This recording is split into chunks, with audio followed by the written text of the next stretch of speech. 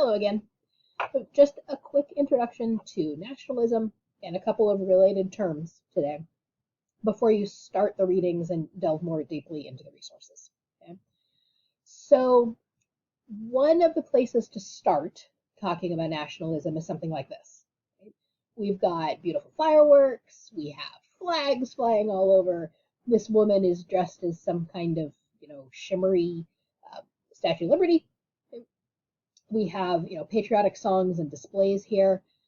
Is this nationalism? Is that what this is? The answer, not the question, I already asked the question. The answer is no, not really. It's a beginning. Right? It's a step towards nationalism, but this is patriotism. This is having a display, showing your sense of pride in your country. But that is not what nationalism is. Nationalism is more than that. Nationalism is, by definition, more than patriotism. It's more than just that sense of identity, that sense of pride in something, that collective identity. It's part of it, but nationalism is more. Because you are using that claim of identity, that common shared idea, to include or exclude people, right? To say, well, this is us, this is who we are, and you're over there, you're not part of us. And it's also used to claim territory, because nationalism is, again, a sense of identity. It starts with patriotism, but it's more tied to land and country and territory in a more direct way. Like right down here at the bottom of this slide, that is a sign calling for the for Scotland to split away from the rest of the United Kingdom. Right? And what going to happen with Brexit now?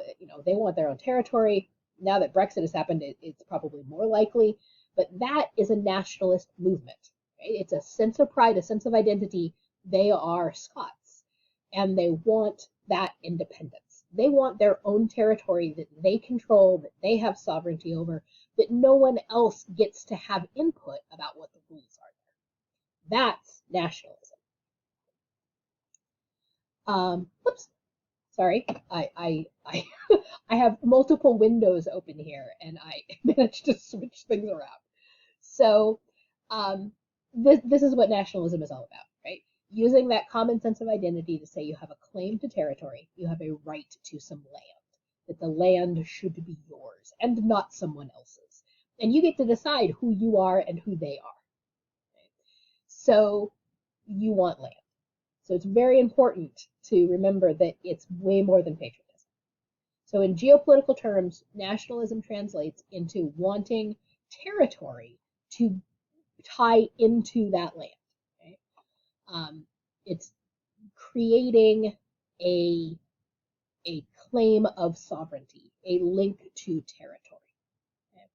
So it really is wanting to have control over land and territory, to have sovereignty, which is a word that comes from the same idea as like a king or a queen, a sovereign, a person who has control over a political entity. So there are movements all over the world that nationalism factors into, and these are just a few of them. We have Sudan here, which is now split into Sudan and South Sudan, and there were competing ideas of identity here. In the north, we had a more Muslim identity tied to pastoralism, to herding. In the south, Christianity was more dominant, and there were more farmers. And so those two pieces of identity, there's also language issues in the area. I'm simplifying, but those differences and those separate identities led to that split.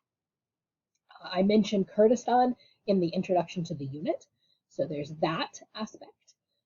We talked about that nationalist movement. You may have been hearing a lot in the last few years about Catalonia, which would really like to split off and be its own independent piece from Spain.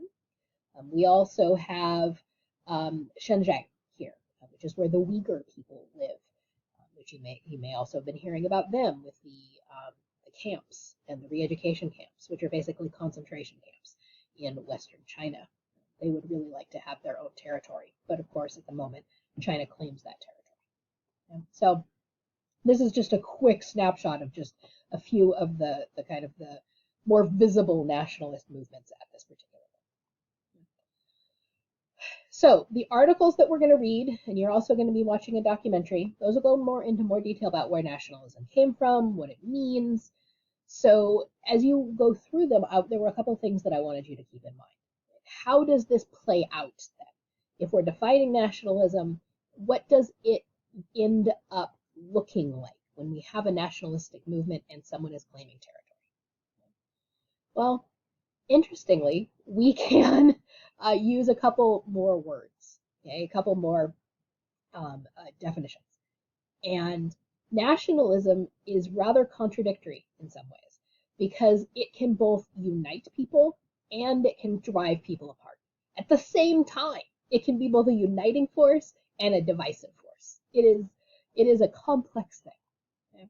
So centrifugal or centrifugal, depending on where you would like to pronounce it from, that's with an F, right? And then centripetal is with a P. So those two differences there, those letter differences, will help you remember which one is which. Centrifugal with an F, that is something falling apart, splitting, devolving. Okay? Centripetal, on the other hand, the P stands for pulling together. These are forces and things that would unite a country, that would provide that common identity and common purpose. Okay? So centrifugal, fall apart, devolve, centripetal, pull together, unite. So I'm going to pause there, and then we will come back and apply those two terms, centripetal and centrifugal.